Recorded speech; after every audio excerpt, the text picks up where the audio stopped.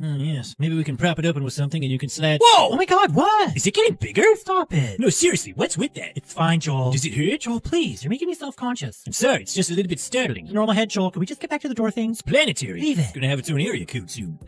If you thought Bella Ramsey's recent career missteps couldn't get any more embarrassing, buckle up, because the latest chapter in her Hollywood saga just might be the most brutal yet. Reports are swirling that Bella set her sights on joining the Marvel Cinematic Universe. Yes, the biggest and most lucrative franchise in the world, only to be flat out rejected before she even made it past the initial talks.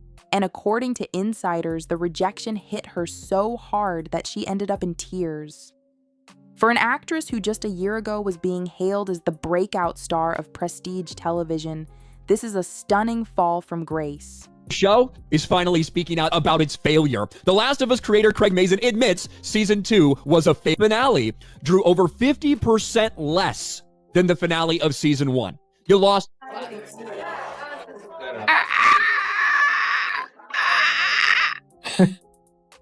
I'm sorry. That was acting. That's what that was. I don't really care what happens with this movie. I really hope her career is pretty much over. I'd be thrilled to see that. I can't imagine. I mean, Chris. When Bella Ramsey was had to not like each other for a bit. You had to not like me, which came easy. Like most people, I liked the first season. I thought they did a great job. Season 2, I was skeptical on them not recasting Ellie and keeping Bella Ramsey as Ellie because it's supposed to take place 5 years into the future, but obviously Bella Ramsey in real life was not going to age that much in, the 2 years it took between seasons. So in the show, Ellie still looks exactly the same, but is supposed to be 5 years older. Also, Ellie still acts exactly the same. For some reason, they made the decision for The Last of Us Season 2 to make Ellie dumb, to the point where she even says that she's stupid. Why? Your impression at all, or is it pretty much the same? Well, the noise is the same. I've not got any more noises in my back. The new infected are pretty terrifying. They're so smart, and they haven't really got a noise. That's the whole point of them. They're silent and terrifying. Ooh, give us a little silent and terrifying. The story goes like this. Bella had been struggling to rebuild her image ever since her controversial run on The Last of Us Season 2, where her performance as an older Ellie sparked months of heated online debate. With HBO quietly moving on and her once reliable press coverage drying up, Bella apparently decided the next logical step was to pivot into blockbuster territory. And what's the crown jewel of blockbuster casting? Marvel Studios. It's the kind of career move that can turn an actor into a global household name overnight. But as it turns out, Marvel wasn't buying what Bella was selling, not even close. According to multiple sources, Bella was aggressively pursuing a role in one of Marvel's upcoming ensemble films. The character hasn't been confirmed, but speculation points to either a young mutant in the X-Men reboot or a sidekick role in the next Young Avengers project. Whatever it was, Bella allegedly wanted it badly. She reached out through her representation, she sat down for a preliminary Zoom meeting, and she even attended a closed-door audition session. What happened? Well, insiders say Marvel executives had been watching Bella's public trajectory for a while and they weren't impressed. While her performance in The Last of Us Season 1 had some critics calling her a fresh new voice in acting, the backlash from Season 2 and her divisive public persona had already raised red flags. Marvel, a studio known for obsessively managing its actors' public images, allegedly viewed Bella as a potential PR headache, someone whose name could distract from the movies rather than help promote them. And then there's the question of chemistry. One source close to the situation claimed Bella's audition just didn't fit with the tone Marvel wanted. Marvel films, even the darker ones, have a certain charm and charisma in their leads. Bella's approach, reportedly intense and overly dramatic, came across as stiff and self-serious in a franchise that thrives on balancing action with quick wit. In other words, she didn't feel like a natural fit, and Marvel isn't in the business of taking big risks on divisive actors when they have a line of other candidates with cleaner reputations and more adaptable styles. When word of the rejection started circulating behind the scenes, Bella allegedly didn't take it well. According to an anonymous crew member who has worked with her in the past, Bella was genuinely crushed and felt humiliated.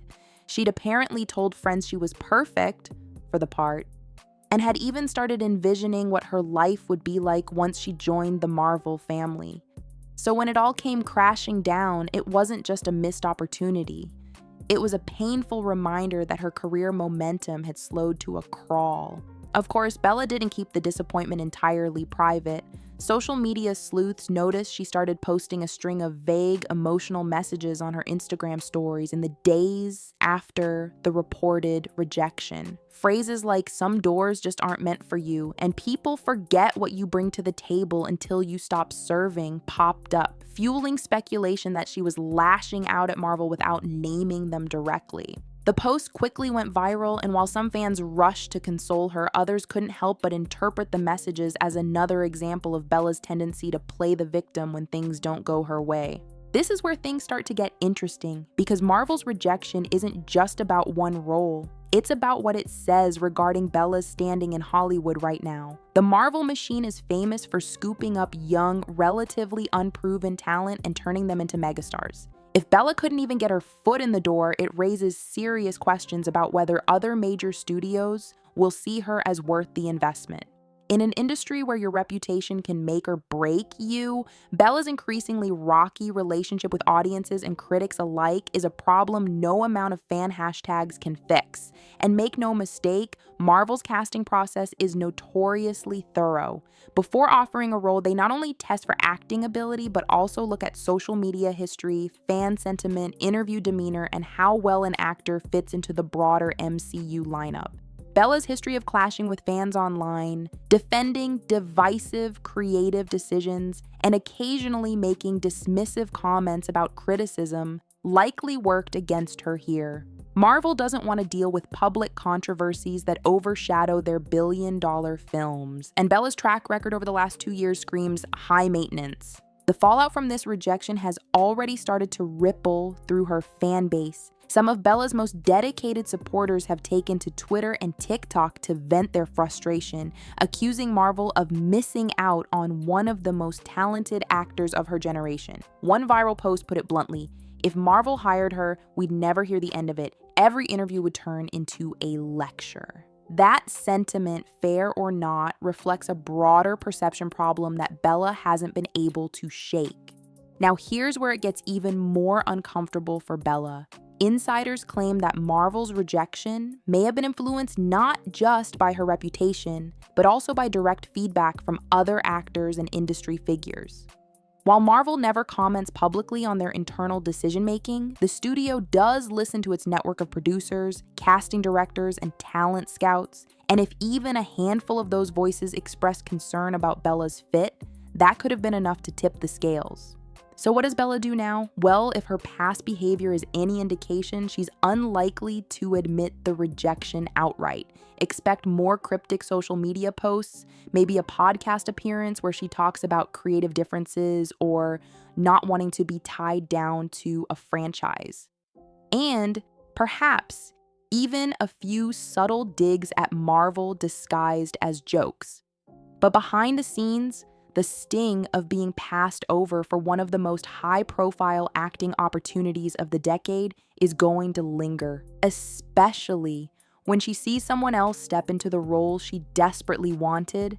And here's the cold reality: Marvel will move on without her in a heartbeat.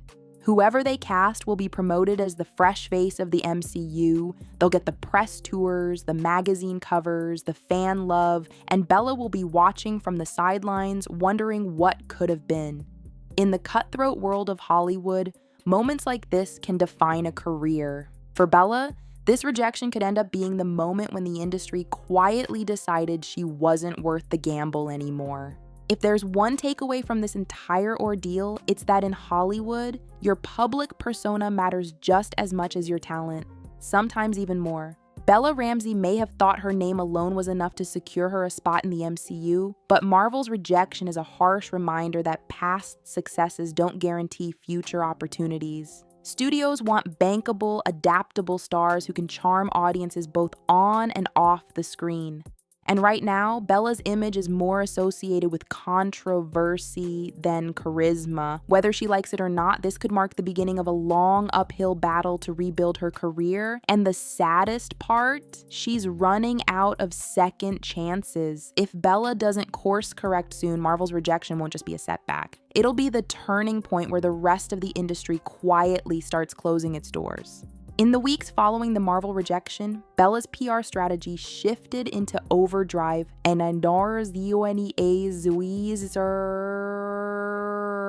not in a good way.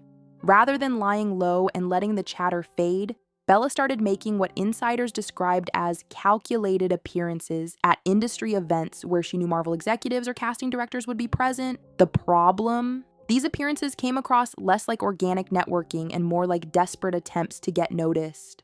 At one high-profile charity gala, Bella reportedly made a beeline for a Marvel producer, cornering them in conversation about how she could bring something new to the MCU. The interaction didn't last long, but attendees later described it as awkward and forced. As all this was happening, Marvel had already moved on. The role Bella had been chasing was quietly given to another up-and-coming actress, someone with a clean public image, a growing fan base, and a track record of working well with large ensemble casts. When the casting news finally went public, it wasn't Bella's name in the headlines. Instead, the announcement generated massive buzz for the new actress. And Marvel's promotional team leaned heavily into presenting her as the perfect fit for the part. Social media lit up with excitement, and Bella's name was barely mentioned, except in a few snarky posts from users who remembered the rumors about her audition. This was the part Bella hadn't prepared for, the total indifference. She had braced herself for online debates, maybe even some outrage from her remaining loyal fans. But when the news broke, the overwhelming majority of Marvel's massive audience simply didn't care that Bella wasn't involved. The conversation moved forward without her, leaving her in the uncomfortable position of realizing she hadn't been as essential to the conversation as she thought. Determined to regain control of her narrative, Bella sat down for an interview with a mid-tier entertainment outlet. While she avoided naming Marvel directly, she spoke in vague terms about projects that didn't align and how sometimes the timing isn't right. But the tone of the interview didn't win her much sympathy. Critics pointed out that she seemed to subtly undermine the actress who got the role, describing her own acting style as more grounded and hinting that the character would be different if she had been cast. It came off as petty, and the comment section quickly turned into another round of people telling Bella to move on. Behind the scenes, this pattern of missteps was making Hollywood insiders increasingly wary. One casting director, speaking anonymously, admitted that Bella's inability to let go of the Marvel situation raised concerns about how she might handle future rejections or creative disagreements. You need actors who can take a no and keep moving, they said. If they fixate on every missed role, it's a sign they might not be ready for the unpredictability of this industry. By now, Bella's name had become linked to the very thing she was trying to escape: missed opportunities. The Marvel rejection had gone from a rumor to a public moment, then to a lingering cautionary tale. Every time she tried to pivot the conversation, someone would inevitably bring it back up. In a way, it had become part of her personal brand. And in Hollywood, once something becomes part of your brand, it's hard to shake off. The irony is that Bella had hoped Marvel would be her ticket to revitalizing her career, giving her a fresh chapter to focus on. Instead, the failed attempt had become another bullet point in the growing list of controversies, miscalculations, and career stumbles that were defining her public image. Whether she admits it or not, the rejection had done more damage than she anticipated, and unless she finds a way to reinvent herself entirely, it may continue to haunt her long after the MCU has moved on without her.